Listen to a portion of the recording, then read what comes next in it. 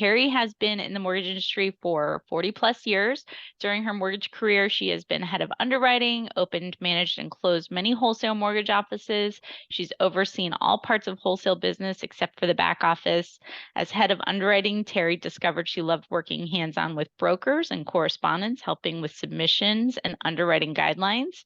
Her favorite is renovation loans. She's been an FAMP member since the late 80s and served as director for many years on the MBA board of Central Florida and was president of FAMP Central Florida and the Association of Professional Mortgage Women. So, Terry, I just read your bio. I see that you're on now. Can you hear us? Yes, I had to go to my phone. My laptop won't let me in for some reason. So yes, I am here. Hear me? All right. Give us a brief overview of what you're doing now in the industry, Terry. Oh, okay. Well, now I'm an account executive for Plaza Home Mortgage. I've been in the business over 40 years.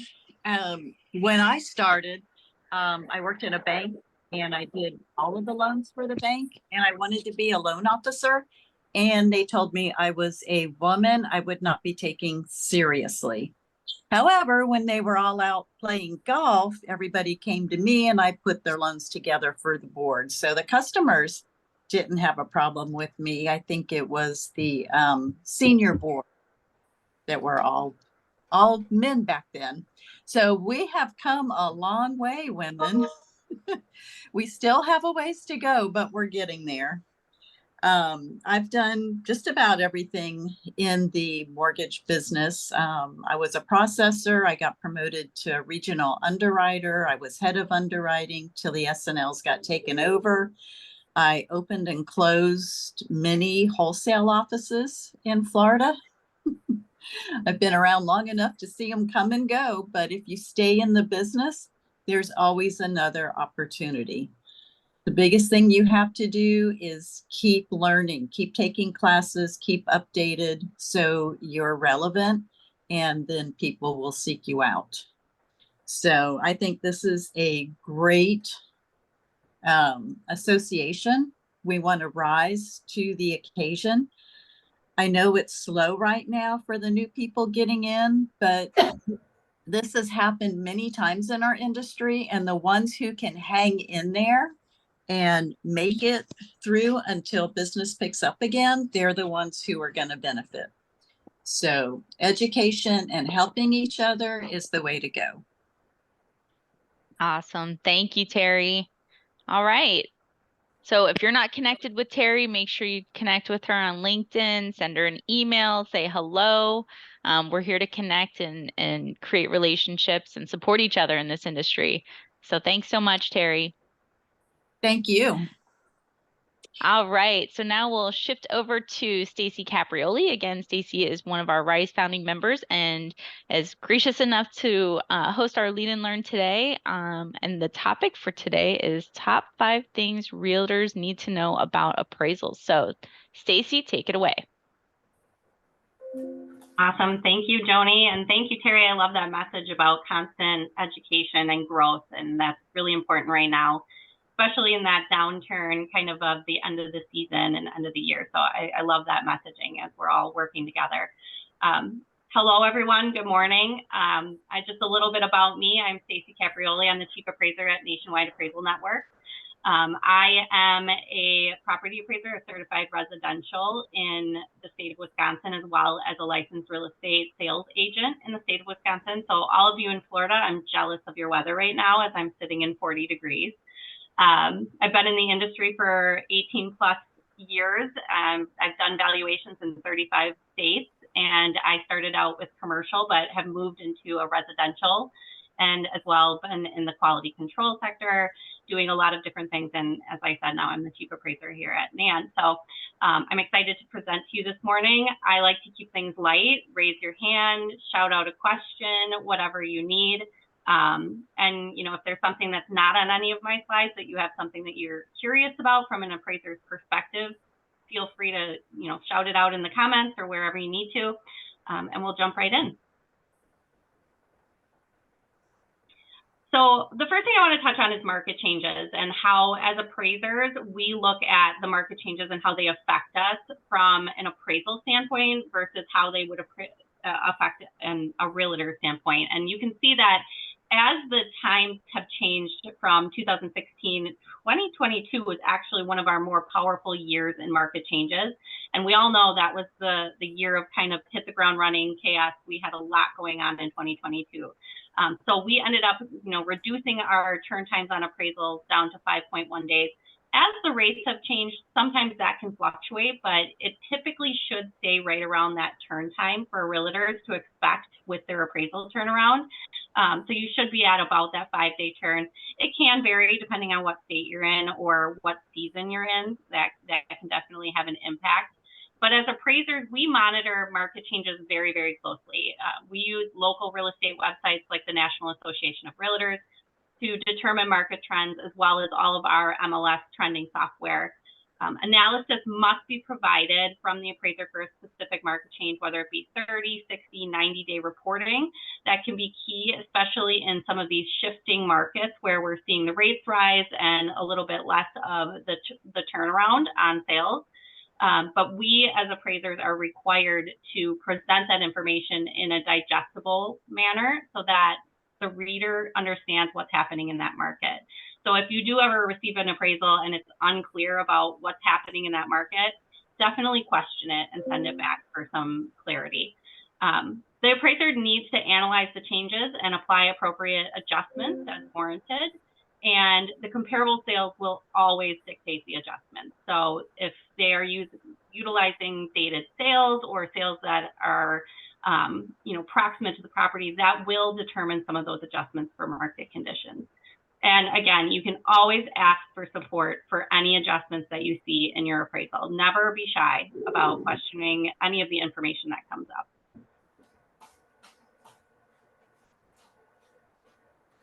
How to prepare for an appraisal. This is one of the major questions that I get, from a personal and a professional aspect. A lot of people will approach me and say, what do I need to do to be able to prepare? So be prepared to provide the appraiser full access. You can tell that to your buyers and sellers. All of the rooms and outbuildings need to be unlocked. There needs to be access for them to walk freely through.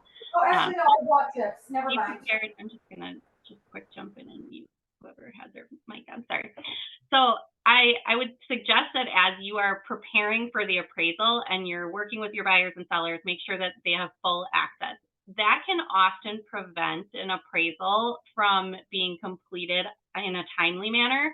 If there's a locked room, if there's a locked outbuilding, many times the appraiser is going to have to return to the property to get into that space. So prepare your buyers and sellers to make sure that they know full access is needed. One of the bigger things as appraisers that we see is a lot of people have pets. So if they have a pet, they put them into a room and then they don't want to let the appraiser into that room. So I often say, maybe pull your pet out to the yard, put them in the car, if there's some concern there where you need to isolate them. List out any recent improvements to the property. Have you put in a new water heater? Have you put in a new roof? Did you upgrade your kitchen countertop? And appraisers appreciate any detail of any improvements that were made. So if the homeowner has put in any sort of upgrade, a list put together is absolutely acceptable to present to the appraiser. We like to keep value-related discussions off the table, but any improvements that have been made since they purchased the home is really beneficial for the appraiser to understand the condition and how it's keeping current with the market. I put on here, and I talk about this all the time, declutter. And this is not just because, we want to make things are moved around and everything like that, but we want to make sure that the appraiser can see your updates. So when they photograph the kitchen, can they see your beautiful granite countertops? Can they see the flooring that you put in? And can they see all of these improvements that are made? So just make sure that anything that you really want to be visible to that appraiser, make sure that they can see through things. Make sure your smoke alarms and carbon monoxide alarms are installed. That can often hold up an appraisal. Some appraisers will have to make those subject to, which means, again, they would have to return to the property if there aren't the appropriate smoke alarms and carbon monoxide alarms installed. So that's an easy one to avoid a return to property. Make sure that if you have security bars, they have safety latches that can prevent a closing pretty easily. So make sure that they have safety latches and that the appraiser has the ability to photograph the latches when they're on site. And if the transaction is for a sale, remove or box personal photos or items.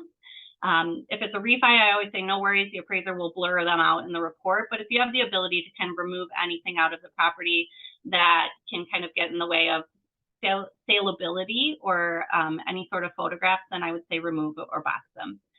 But again, the appraiser will blur out any photographs of any of your family members. They will blur out any artifacts that they feel necessary. So just a couple of good tips there. Moving on. So what do appraisers look at? This is also a great question that I get quite often. We as appraisers are looking at the contributory value of items. So pools, accessory units, solar panels, finished basements, anything that's going to contribute value. We also look at energy efficiency upgrades, lighting, solar panels again. We look at the overall gross living area. So we're not looking at necessarily the combination of the basement with the above grade. We're looking at that overall gross living area. We're looking at any necessary repairs that are needed on the property. And a big one here is we are looking at deferred maintenance that affects overall condition rating compared to other homes. So this may not be things that require immediate repairs. It can be things like a dripping faucet, missing cabinet handles, missing trims. These are just things that may affect the condition rating, but don't require a repair in order to close on that property. And then there's the major items of repair that affect the health, safety, or soundness of the property. These items are going to often fall in our condition rating of a 5 or condition rating of a 6, which is on the lower end of the condition rating. Electrical items, anything with foundation cracking, major trip and fall items. You'll see here mold, dampness, settlement. These are going to be the items that require some sort of either repair or inspection by a qualified professional to come in and sign off on before you go to the closing table. If the appraiser has identified any of the deficiencies, the property must be appraised as subject to. So that means they will either have to have an inspection or the appraiser will have to return to the property again. Those are some items that can prevent and push off a closing a little bit longer than you'd like. If anybody has any questions on that, feel free to drop them in the chat or shout out.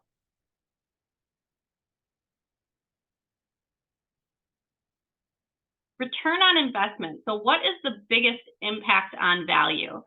And this, I say, is very market driven. So pools in a winter climate, like where I live in Wisconsin, does not have as much of an impact on value or return on investment as some other climates. Same for solar panels where I'm located, but it can be the total opposite in Florida. So you have more of that seasonal ability to utilize a pool year round or utilize your solar panels year round. So that can be very market driven. And adding in square footage. So that is really the biggest impact on value. If the borrowers have added square footage and livable space, it can contribute to value. So finished basements, bonus rooms above garages, Four Seasons Porsches, they're all great additions to increase your square footage and your livable area that, you know, really is going to speak to buyers and sellers. Any upgrades to kitchens and bathrooms are going to have a huge impact on value. They tend to be the heart of the home in the kitchen. So oftentimes that is where the buyers are coming in and looking at. So updated kitchens and updated bathrooms. New flooring and lighting fixtures, freshening things up, that just always really assists in making the biggest impact on value and biggest impact on condition rating. And the additional garage bays and outbuildings. So if you have the ability to add in, you know, a pole shed or you have an additional garage bay, that is going to have a bigger impact on value than some of the other upgrades taken.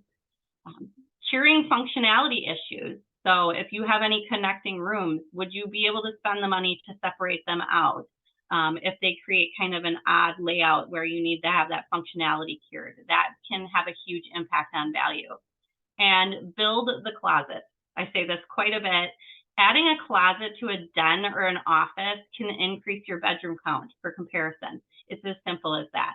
So you may have an office that is really utilized as an extra room, but without that closet, it can't technically be considered in the bedroom count. So build the closet. It can add a huge impact on value and increase your comp selection quite a bit.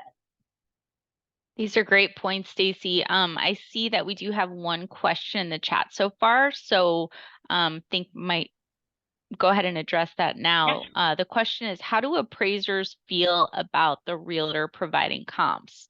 We know the appraiser, you had recently mentioned that, let the appraiser know about the upgrades that you've done to your homes. We try to steer clear from discussion about value, but how do the appraisers feel about realtor providing comparable sales? That's a really great question. And I can speak from my perspective that I feel that supplying the comparables, there is nothing wrong with that. It is up to the appraiser to really determine and stay neutral at all times. So if they feel like they're being influenced in a negative way by being supplied comps, that would be a totally separate issue. But in my opinion, resources are resources, and appraisers and realtors are supposed to lean on each other to really find the best outcome for that property. And it's really about the property. So if the realtor has some sort of access to comparables that the appraiser may not, I would say supply them. The appraiser will still go about their due diligence and research and make sure that they truly are comparable to be used. So there has to be that expectation on both sides. I'm going to supply these and you may not use them. I'm going to supply them and you may. But it really comes down to the appraiser determining if they're truly comparable from an appraisal perspective. But I would say go for it. I think it's acceptable. Good question. Thank you. Moving on. So this actually adds in a little bit to that, because we as appraisers look at properties a little bit differently than realtors do. So price per square foot from an appraiser's perspective is going to vary from the price per square foot from a realtor's perspective. And this often comes up in a lot of our revisions or underwriting conditions where a realtor will say, well, this sold for $200 some per square foot, but the appraiser says we break that down differently. So most neighborhoods will have a price per square foot cost. This is used in MLS and often referred to in real estate transactions and comparisons. However, appraisal is somewhat the opposite. The price per square foot is determined by the appraised value. The better, more similar the comp, the better the valuation. So I have an example here, and you can see a 3-bedroom, 2-home bath, 2,000 square feet, $410,000. Subject property is the same except for different gross living area. Then the only adjustment would be for square feet. These are the best adjustments. If you have the lowest amount of adjustments, that's going to be the best comps that you can find.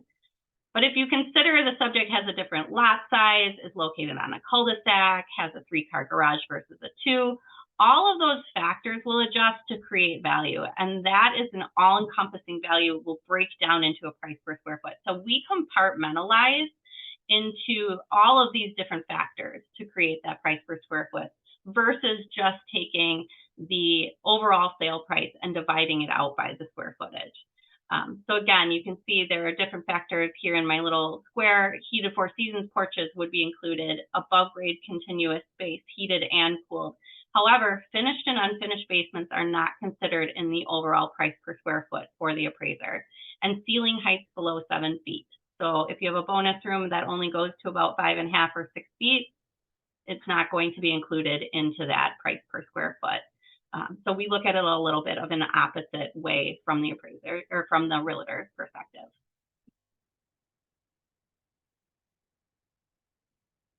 Questions to ask your appraiser. A lot of people come to me and are a little bit nervous about asking questions of the appraiser and vice versa. But asking questions is really, really important. Again, it's a partnership. They are there to value the property. They're a great resource. So, buyers and sellers should not be concerned about asking questions of the appraiser. So some great questions to ask. How many appraisals have you completed in this market in the past 90 days? That gives a really good basis for understanding how active they are and how knowledgeable they are of the market. How long do you have to be on site?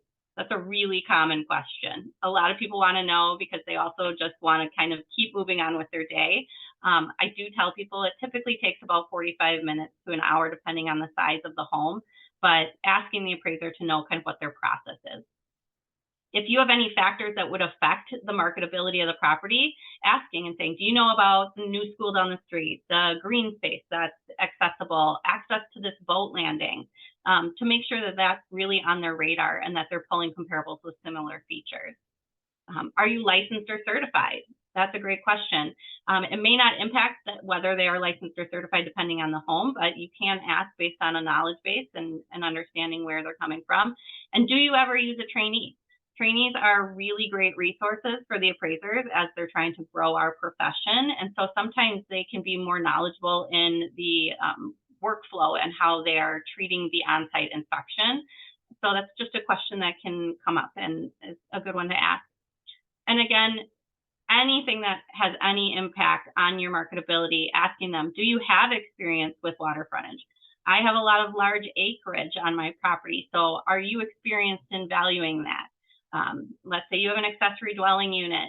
Are you experienced in accessory dwelling units and getting their perspective? There's nothing wrong with asking those questions when they're there. So I think that's important for everyone to know. Hey, Stacy, while we're on this particular slide, I know that we will survey borrowers and realtors about their experience with the appraisal at the property. Were they on time? Were they dressed professionally? Things like that. And some of the comments that we get back, there is a misconception about the time spent at the property. Mm-hmm. So was hoping we could touch on that a little bit more, because it could be 10 to 15 minutes at the property, depending on the size of the home. It could be 45 minutes, like you were saying. But I know that a lot of the work is done prior to even getting to the property. So maybe you can touch on that a little bit so that we can kind of set the tone for expectation for the time spent at the actual property doing the physical inspection.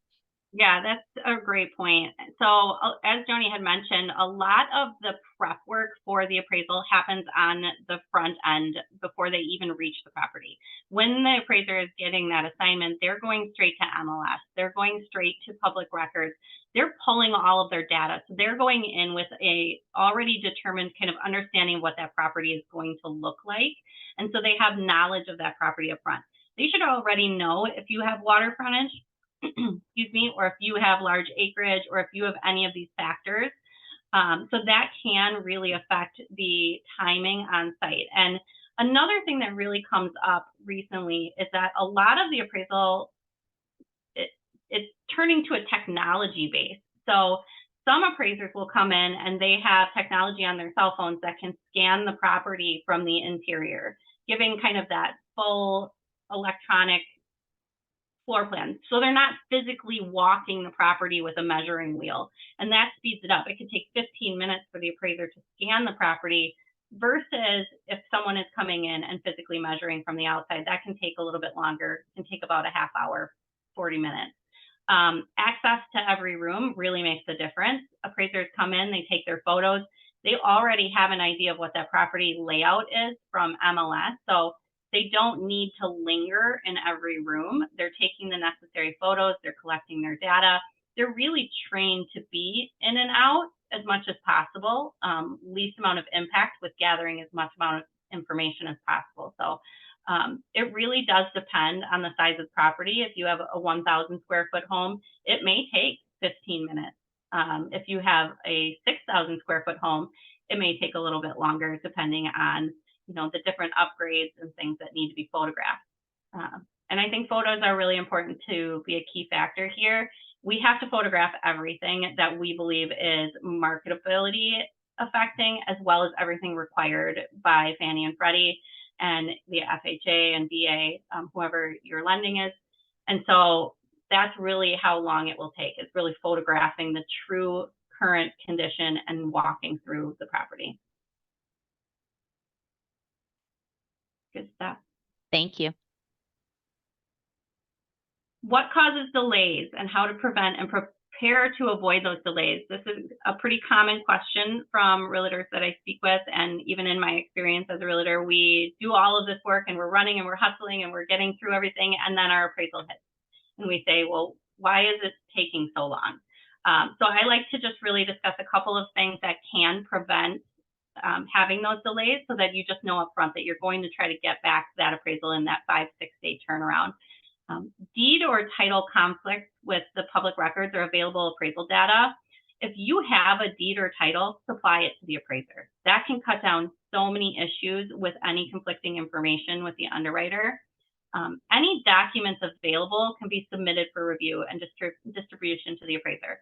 Just avoid supplying value-related items. So avoid supplying your opinion of what the value may be. That's the only stuff that will be blocked from going to the appraiser. But if you have a deed or title or an updated sales contract, any of those things are really valuable to prevent from causing a delay. The borrower is unavailable or access is not property. I know we've touched on this already a little bit with the locked rooms, but prepare your borrowers to provide access. The appraisers can be flexible and provide a few time slots of availability upon engagement for easier coordination. Lock boxes are excellent. If they have the ability to go in on a lockbox and do their inspection in and out, that's great. And permission to access with that lockbox speeds things up. So if you have a system that you do scheduling through for on-site to show the home, maybe utilize that same inspection-based scheduler to have the appraiser come in if you want to speed things up. Conflicting information. So MLS listing info not being consistent with public records. That can cause delays for the appraiser to research variances. So let's say the MLS says that it's a 4-bedroom, public record says it's a 3. They have to go through and analyze where that variance came from, as well as include commentary about that variance in their report. This happens in contracts occasionally too, so make sure the appraiser has the most updated addendums that you have. If you have any sort of variance to that contract, make sure they have the whole ratified contract in their hands. Unexpected additions, conversions, and unpermitted areas. So please disclose these areas up front for the appraiser. They can research the necessary permitting, zoning, and restrictions while waiting for access to the property. So if someone has renovated their garage into a living space, make sure that the appraiser knows that up front. They can pull the permitting, the zoning, make sure it's legal. That can often lead to the bigger delays if there's some sort of addition that was undisclosed.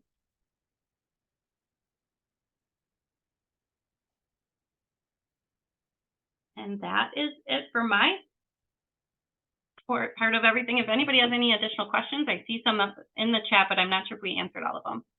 Yeah, I'll kind of lead you into that one. You had mentioned that technology is available to appraisers now, right? This is a thing. Appraisers have access to apps on their phone where they can scan the property, they can get a floor plan created.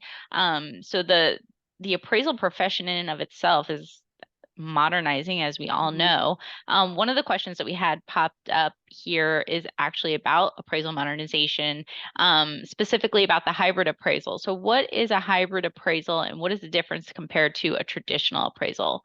Can you tackle that one, Stacy? Yes, I love this question. I'm all about the modernization. So a hybrid appraisal is when a property data collector goes for the on-site inspection. So that means the appraiser themselves does not physically go to the property, but a trained and background checked property data collector who can be a realtor, can be a home inspector in that market, can be someone who just takes the training. They don't necessarily need to hold an additional license, but they do have to train on the data sets for Fannie and Freddie to be able to be a property data collector. So they go on site, they do the inspection, they gather all of the photos, they do the sketching. Oftentimes, I would say 90% of the time with a hybrid, you're going to get that floor plan scanned from a cell phone perspective, which is excellent. The variation and room for error on those is very minimal. So that's really nice when you get one and it's very technology driven. So what happens is the property data collector will complete the inspection report, and that inspection report is supplied to the appraiser who is at their desk already doing the research. They should be pulling the comps. They should be looking at anything that has any effect on marketability. And then they go about utilizing those photos to determine any condition issues. And they really complete out their appraisal with that eyes and ears from the property data collector. So it can be a much faster way to get your appraisal in hand. And there really aren't any concerns with the data collection if you are utilizing a company that is really truly training and background checking their property data collectors.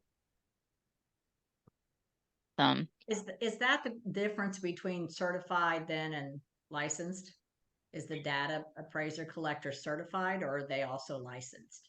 No, so the property data collectors aren't required to carry an appraisal license. They just need to be trained on the data set. The appraiser themselves will carry either the licensed or certified status. That really comes down to determining what level of property they're able to appraise. In many states, that's determined at that level, where appraisers at the license may not do a property over $1 million, or they have to do non-complex.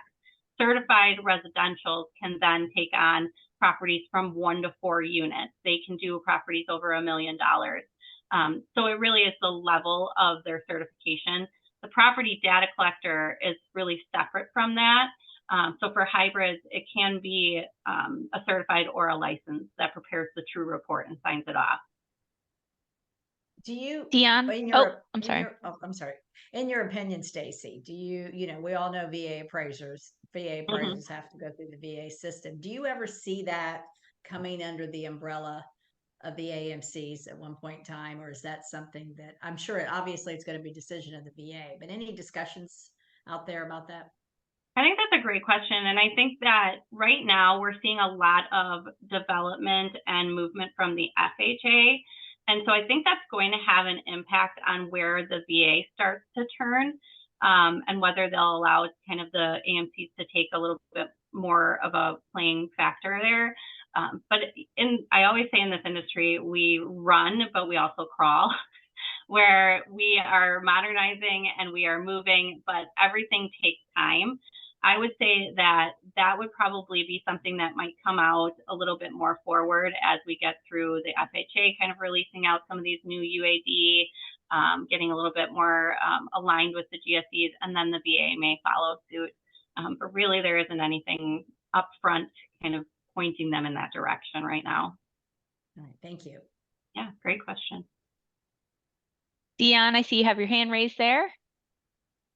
I do have a question. It's kind of a underwriting question, and I hope you don't take this question personal. Never. For the record, I have my glasses on when I'm looking at this, okay? But are the pictures getting smaller? There was a time where there used to be like three things: the kitchen, the front, the whatever have you, and you go to the next page. Now, all these pictures are on one page. And I think there's kind of like a whole gang of us underwriters that are like enlarging the heck out of these images. Has that changed over the years? I don't know. Dion, you're speaking my language. Yes, there are so many more requirements for photos now than there were years ago. Even things like interiors of sheds, even if they're minor. I'm sure you know, and I see this a lot because of our quality control, but photos are really becoming more of the expanded focus, because that's where the condition is really, and that's going to prevent most of the repurchases, is the true understanding of the property. And as appraisers are having to add more and more and more photos, yes, they are getting smaller because the pages in these reports can't contain as many. I mean, some of these reports have hundreds of photos. And so, yes, hopefully as we start working as an industry towards our new UAD reporting, the photos will be more formatted in a section where, let's say, there's a repair condition, and it will note out the repair, and then the photo will be right there. And so it's almost going to be more correlated to the verbiage rather than these pages and pages and pages of tiny little photos that we have to increase. But yes, I'm right there with you. We deal with photos on a daily basis, and hopefully we'll start moving in a better direction. But it did change because of requiring more of the appraiser. That's a good question. And kind of that the appraiser is the eyes and the ears for the lenders, right? Mhm. So photos tell the story a lot of the time. But yeah, I feel you on that, Dion. Yeah, me too. There's so much more. I mean, I know so much more is coming up. You mentioned the UAD forms coming in. I think we could have like a whole other session on Mhm. talking about those UAD forms and what to expect, because that will change the way the lenders start to look at the properties and the way realtors understand what the appraisers how they're valuing the properties. Right. So, that's something that we can definitely talk about in the coming, probably the next year, as they start to really define what that means for our industry, as well as the appraisal modernization efforts, and those really start to become part of our normal everyday life as realtors, appraisers, lenders. So we could probably talk a ton about that this coming year and make sure everybody's informed and has the tools and the knowledge necessary to navigate the modernization efforts across the industry, really. There's a lot to learn, and that's why we want to, continue these lead and learns, because our industry is ever evolving. So really important that we continue these discussions as it continues to evolve. Yeah, for sure. And my contact information also obviously up on the screen. If anybody ever comes across something, a scenario, something in an appraisal that really is kind of mind-boggling, just shoot me an email and I would be happy to jump on a call.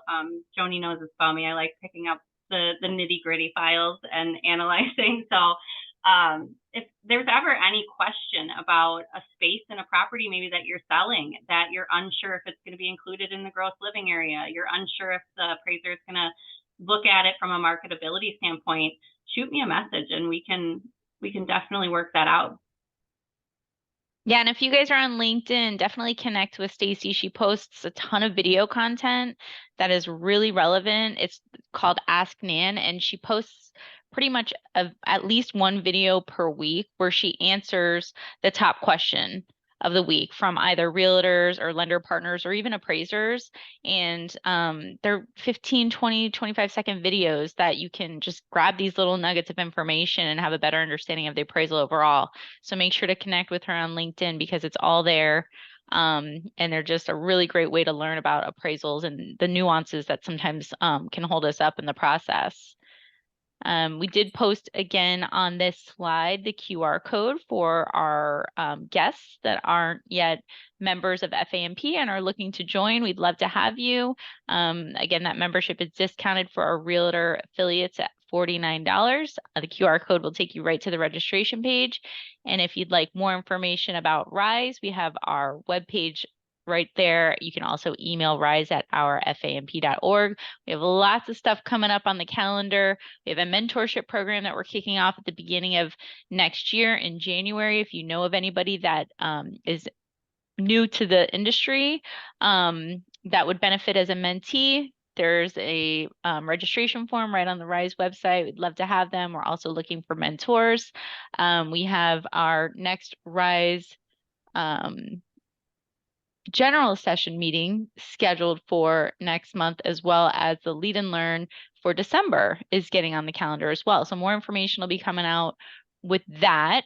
But before we wrap up today's call, is there anybody else that has any questions for Stacy about appraisals? Anything you've come across recently that maybe has created questions? Anything you come across regularly at the property or in speaking with appraisers that she can tackle for us today?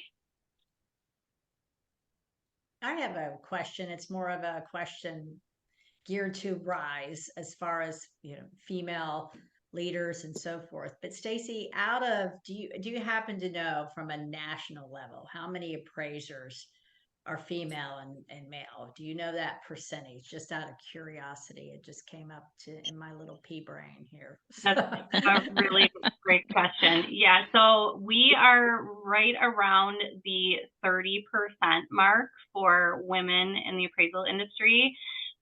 Compared to a couple of years ago, this is a huge improvement. I believe we were at like 12% at the beginning of the 2020 year, and it's really increased. So we're coming full force in this industry, the women as appraisers. So it's really important for us to diversify as an appraisal industry, women, veterans, minorities.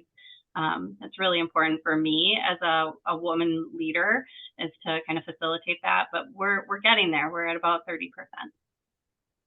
Good. That was great information. Thank you. Yeah, great question. And Joni, as you said, you'll be sending out the recording to this to all of our participants today, and it will also be posted on the RISE page of the FAMP website. Absolutely. Be on the lookout for more information. We also have a deliverable that kind of touches on all the points that Stacy reviewed today that you can take with you and start using today, pass it along to your peers. It's helpful information, and I think it just helps bring a better understanding to the appraisal process in and of itself. So that will be coming via email to all the attendees today. Great presentation. Thank you. Thank you so much. It was such a everybody. pleasure. If anybody wants to be an appraiser, reach out. There you go. Plenty of Perfect. opportunity. Plenty of Yes. opportunity. A great way to end that. That's perfect. Thank you. Thank you, Thanks, everybody. Stacey. All right. Thank you, everybody. Have a great rest of your week. We'll see you